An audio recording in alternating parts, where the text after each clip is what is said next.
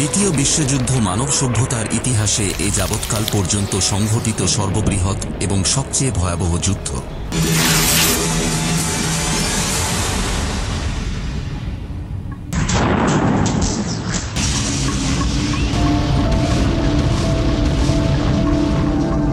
তৎকালীন বিশ্বে সকল পরাশক্তি এবং বেশিরভাগ রাষ্ট্রই এই যুদ্ধে জড়িয়ে পড়ে এবং দুইটি বিপরীত সামরিক জোটের সৃষ্টি হয়, মিত্রশক্তি আর অক্ষশক্তি।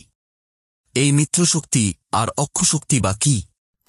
দ্বিতীয় বিশ্বযুদ্ধের মিত্রশক্তি বলতে সেসব দেশকে নির্দেশ করা হয় যারা অক্ষশক্তির বিরুদ্ধে দ্বিতীয় বিশ্বযুদ্ধের সময় প্রতিরোধ গড়ে তুলেছিল।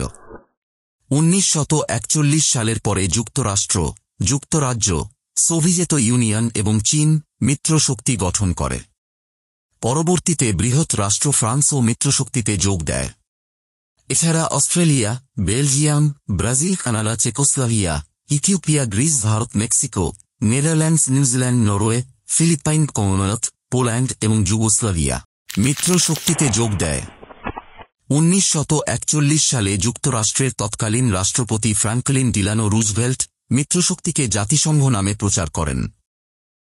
Franklin Delano Roosevelt, energetic, progressive, had been Wilson's Assistant Secretary of Navy and vice presidential candidate before infantile paralysis threatened his brilliant career. আর দ্বিতীয় বিশ্বযুদ্ধে অক্ষশক্তি বলতে সেসব দেশকে নির্দেশ করা হয় যারা মিত্রশক্তির বিরুদ্ধে দ্বিতীয় বিশ্বযুদ্ধের 1939 সাল থেকে 1945 সাল পর্যন্ত সময় যুদ্ধ ঘোষণা করেছিল।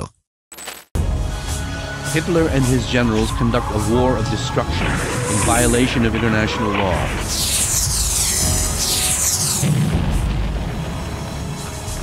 অক্ষশক্তির প্রধান তিনজন রাজনৈতিক নেতা ছিলেন আডলফ হিটলার, ফুমিমারো কোনে এবং বেনিতো মুসোলিনি।